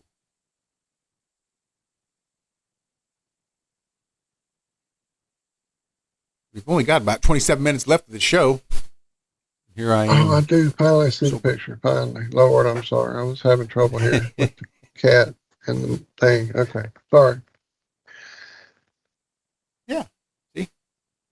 Brass moose knuckle. Okay. I'm not really, yeah. Yeah. It didn't help a whole lot, but I'm there. It's a moose knuckle, there. But it's brass. Yeah. It's the brass moose knuckle. Gotcha.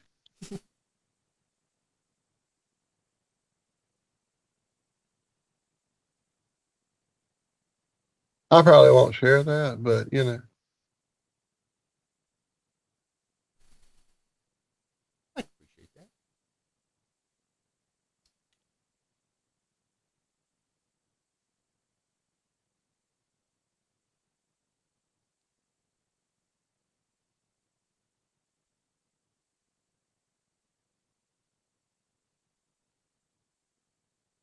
Good morning, Tanya or Tanya.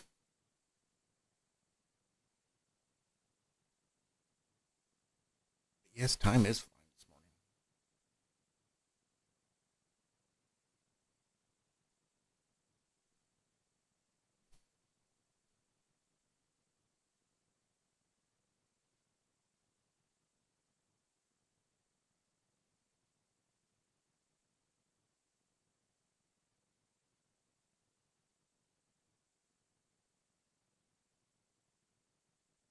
You know, Dan, somewhere I'm pretty sure I've got a copy of the Anarchist Cookbook. At least one of the volumes. Somewhere. I'm pretty sure we do. Both of us probably. I think we got it back at the same time. I think so. Trying to figure out this conversation about Pong in chat, and I'm a little confused.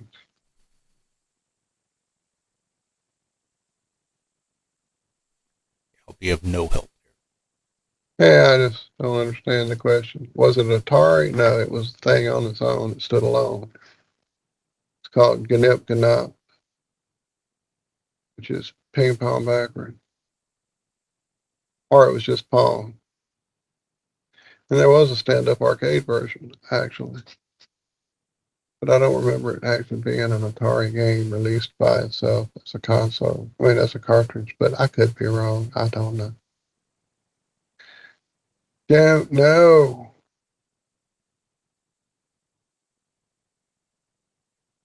What? The Amiga. That's what's up.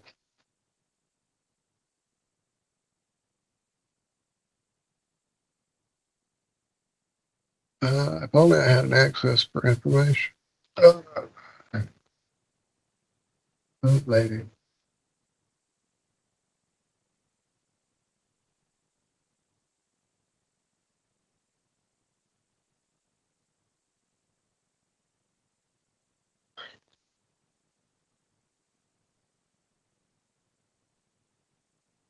Yeah, Pong did not get released on the original 72 Atari.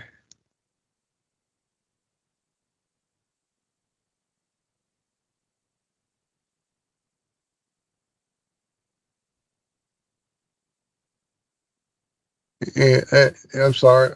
This thing is a very, very bad description. So it didn't get released as a standalone. It got released within a title called Video Olympics, which had a couple of different versions of Pong.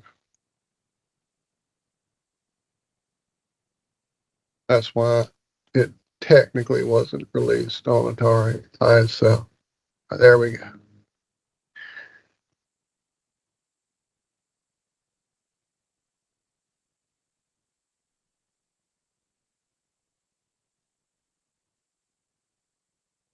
Man, I've got too many tabs open.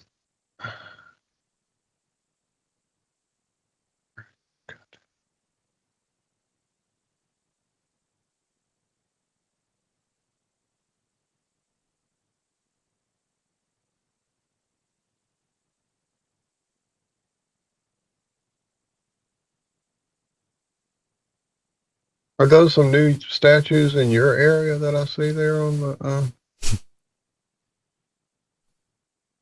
feed? I mean, on the file. So apparently the story goes they showed up overnight in the National Mall.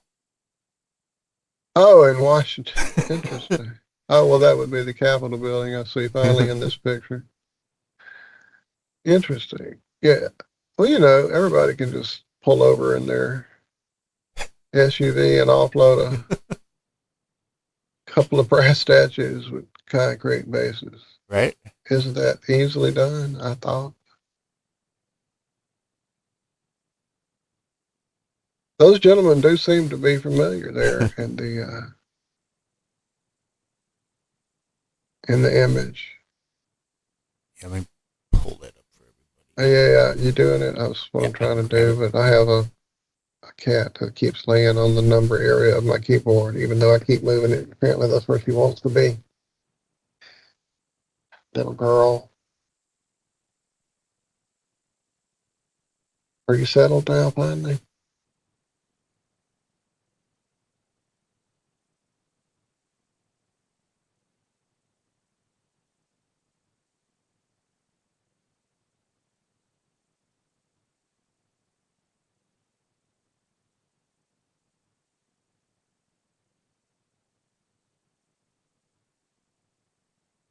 There we go. Now again, it seems like it's not something you could really do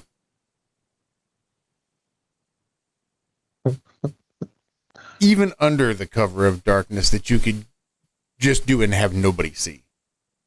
It's not like you're out in the woods, not like you're out in Georgia in the middle of a fucking cornfield trying to put down slabs of granite. Like it's in the right, it's the White House right behind you.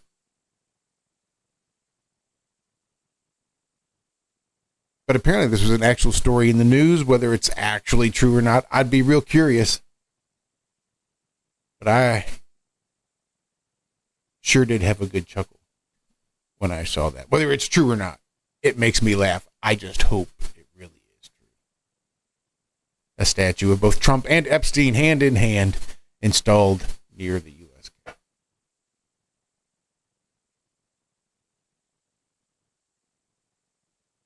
Is this statue based on a real image or photograph or an incident, or is this just the fact that, you know, there's records of them hanging out, or what is it like? I think that's what it's meant to imply. There's a very good reason why they voted to go ahead and put back to the table the idea of releasing Epstein files to the public. It sure sounded good back then, but now in the middle of all this Charlie Kirk stuff, I think we ought to just go ahead and vote to table it and keep it to ourselves and not release fuck all to the general public. So that's what they did. Like the day of the shooting or some shit. It was nuts. Yeah.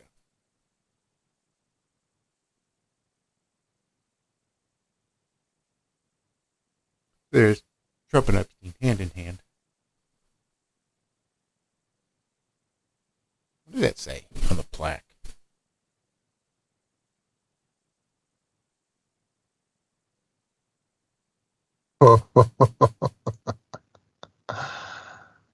Oh yeah, I'll never read that. It's low quality bullshit. Yeah, that's why I'm chuckling. Is it in the story, perhaps? Or is it just going to be some AI nonsense that doesn't really say anything, and the whole thing is going to be some AI fucking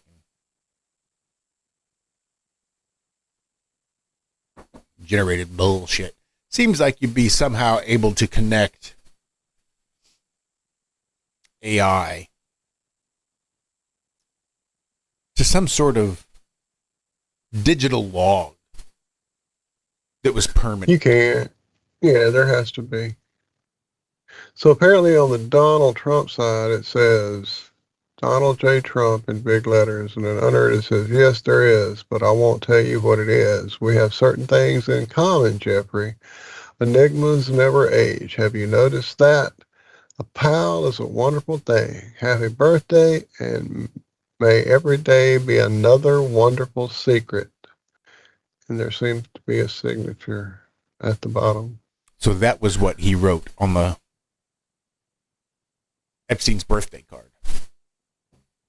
Word. I'm pretty sure that was his quote, the quote from what he had written.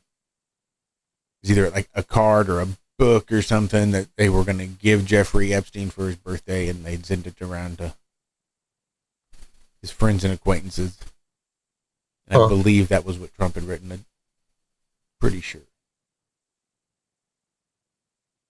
On the Jeffrey Epstein side, it says, nor will I, since I also know what it is. Yes, we do, come to think of it. As a matter of fact, it was clear to me the last time I saw you.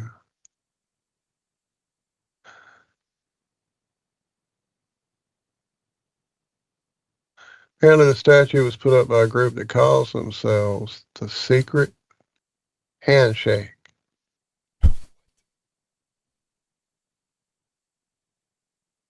So they know the name of the people who put it up, but they didn't see them putting it up, I guess. Yeah. Wonder if there's a high def version of this picture. Like, what's the center plaque say? What's Oh, it says. Well, I had it up here a second ago. Hold on. It says, in honor, oh, fuck.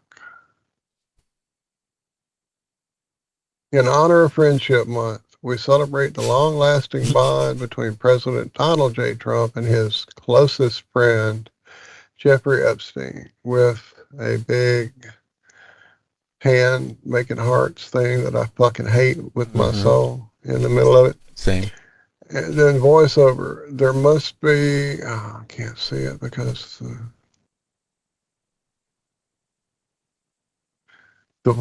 there must be more to life than having everything. It's at the very bottom of it, in the middle there. There you go.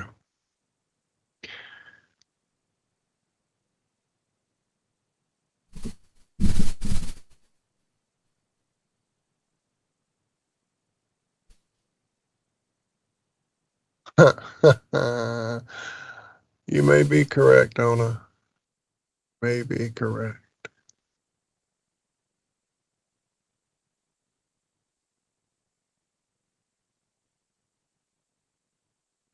All right, I can't start reading chat.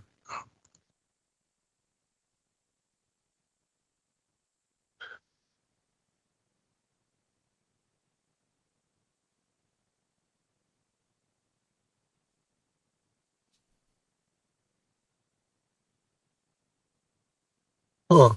I keep getting a weird noise in my ear, and I don't know why. I think I'm still having trouble with my Bluetooth. I don't know why it keeps giving this issue to me. It's like I get it fixed, and the next day it's doing it again. I have to uninstall and reinstall.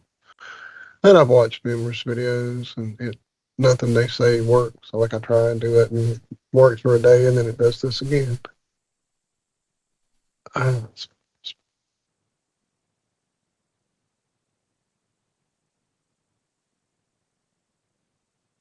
Oops, sorry. Reading chat again. Let me stop. I just want to give a big shout out to Lee real quick. Sorry, before you get started there, You Walter. go right ahead because you must be psycho. Well, absolutely true. I am no doubt psycho. Oh, but a big shout out to talk about Lee. Lee Thunder Chicken. If you guys Absolutely. see him in chat, see him out anywhere, stop, say hi, tell him IRM says hi, and pick you up a few things. Be well worth the money, and it won't be that much money, and it's worth a good cause. Trying to make a homestead work is not easy. Now you go ahead. Along that same vein, I was in communication with Mr. Lee Thunder Chicken and let him know that on any Friday that he and his good, beautiful life partner there have some time to spend with us on a Friday evening. Just let us know a bit ahead of time, and we'll make that happen on a half-nose sphere, because I'm sure that'll be a lot easier for him and her than trying to get them up this time of the morning to spend this time when they have so much other things to do this time of the morning, I'm sure. So definitely, he said that sounds like a blast. They have lots of stories to share. So as soon as I get that hammered down to an exact date, we will let you guys know, and we will have Lee. And I keep forgetting, is it Melissa? Is that correct? No, Christina. I believe that's I think that's, I'm looking at chat. I shouldn't be trying to read and talk.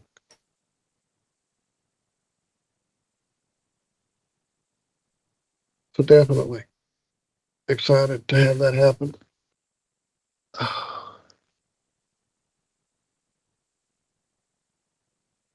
And Daryl Davis, since we're at it.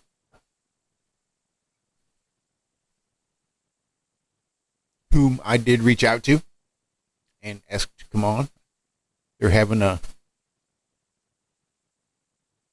little concert tonight, I think. And then going to move the party indoors afterwards. And maybe do a little psychonauting, the way I understand it. So. Very nice. Since I don't think we'll be doing a show tonight. Constance, I think, was who asked that earlier. But I'd have to go back. Well, I missed all of that. Don't believe we'll be doing a show. Usually, if we're doing a show in the morning, you can pretty much guarantee my lazy ass ain't going to be here to do one in the night, too. I'm all Danny Glover and Lethal Weapon. I'm too old for this shit.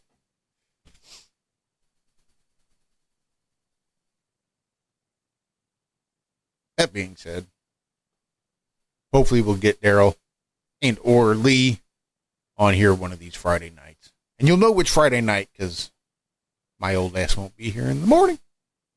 Yeah. And hopefully I will have, well, that's a lie, because I'll probably be like up and here in the morning. And ideally I will set that show up on the Friday morning when we should be doing the Ironworks, so that everybody knows that that evening is when we're going to have a guest and do a little have-no sphere. Which we need to do soon, because I sure missed the hell out of Cami. Cami on a call and talk to Cami, see how Cami's doing. I know, I miss that sweet lady. I'm yelling. Poor Dixie's in the room right next to me. What's up, Nate? Thank you, brother. You're a rock star. I'm just an idiot. Just saw my name somewhere else. What was it? Oh, my internet is so bad. You know, Dave, I started out really not digging it, but as I've gotten into the groove of it, and there's really not much else to watch, I've gotten into it. It's interesting.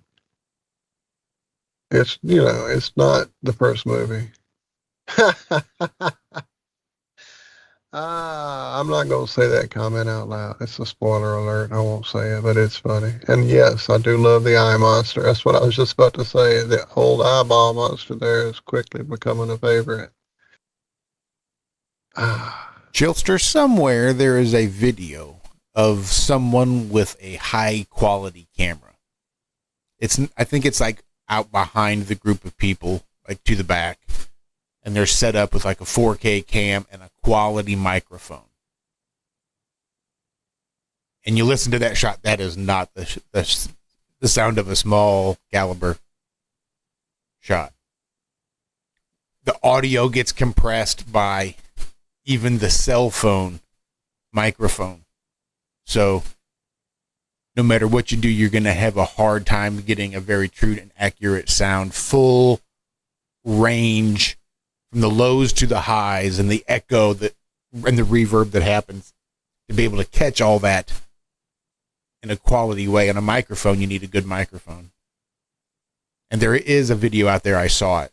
I mean, it is definitely a larger caliber rifle that is being fired.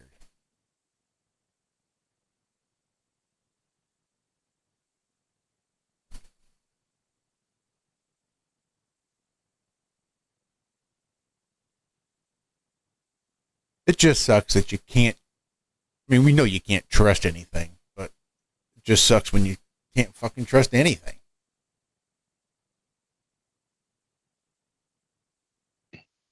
Yeah, I think that's why they finally released AI for us to play with, is so it can fuck up any, even pretending like trusting a video that you might see or not.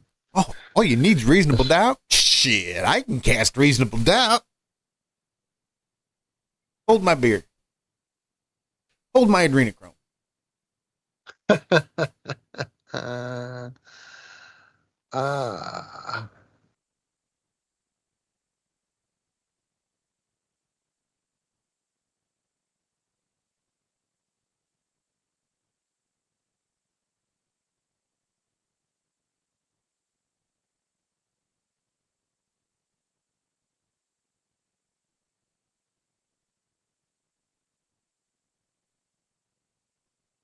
Wow. Yeah, you're right, Regina. It is that time, isn't it? Bingo. Yes, dear. I know you're ready to go eat. Give me a minute.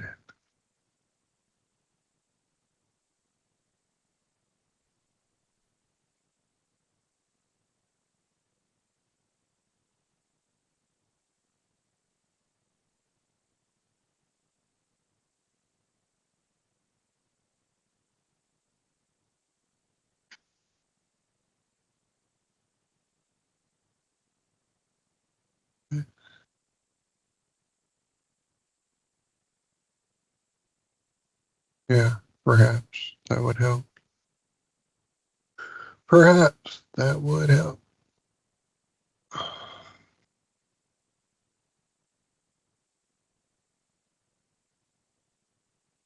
about all these moronic women that are pregnant, that are overdosing on Tylenol? Fucking idiots.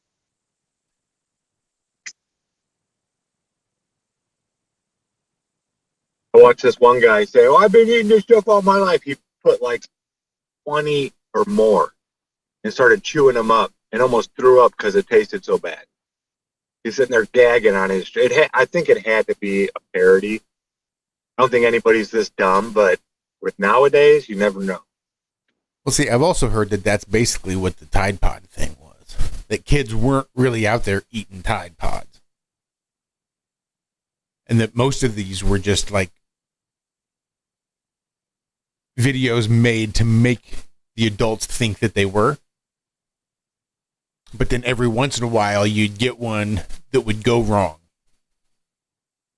Right? Like the kid that would just try to hold it in his mouth to make it look like he ate it, not thinking about the saliva that would eat away at the gel pack, and then it breaks, and he's in shock.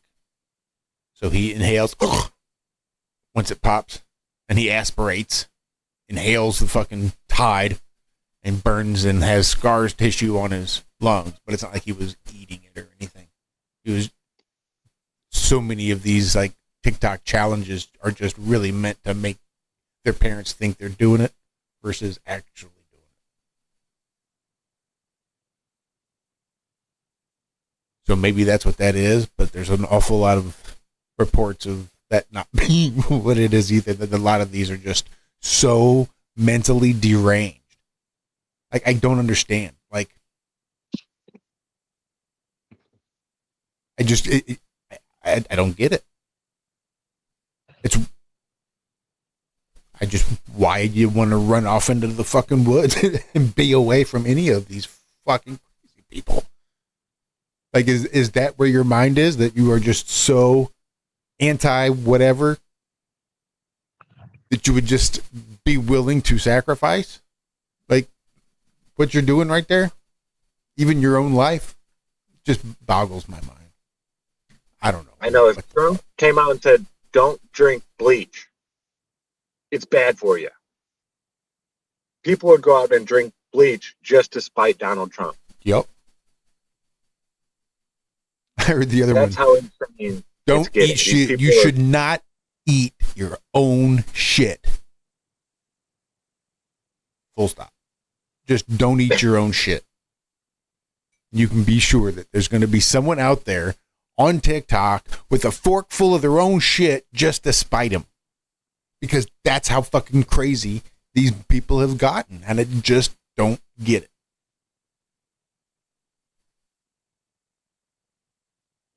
And I understand standing for something, but just standing against just something on principle, whatever they say, you automatically do. That's retarded. All right? These people their brains have been mentally retarded. I mean that in the strictest physical terms, in physics terms. I'm not even sure that would apply. Like, it's not that I think that they've been slowed down in some ways while others were allowed to go. I think the whole thing is files corrupted. Yeah, no kidding. It's like they just, something broke at some point. Again, I'm going to have to go back to the MK Ultra. And they look at what you can do to one person with all of this stimulus. So you water down the stimulus and you feed it to the masses. And at some point, all of those stimuluses that you know will create your Manchurian candidate in a single individual, when they're all watered down and they're all spread out across the population, at some point you're going to get these intersections, those Venn diagrams of those stimuluses that they've watered down and distributed to the masses. And they know it's going to break people. They're not going to fucking be able to handle it. They know where the limits of the human brain are and the sort of stressors that it's going to take and where the brain will break, where the weak spot in the balloon is when you add too much air, where that bulge will occur. So they know where to poke and to prod and to overinflate and then just pop it. I don't know. Just waiting for that Manchurian candidate to happen from all these watered down stimuluses that they know work. Sorry, don't mind me. That's the end of it. We're going to have to get out of here. But we will see you back here on Monday. Love y'all. Thank y'all. Love you guys. Hey, there's Rico. We love you, Rico. Hey, buddy. But you guys do have a great... Look at me learning how not to interrupt. Look at you. All hope is lost. All right. You guys have a great weekend. Be good. Be well. Do good. Do it well. We love you. Bye-bye.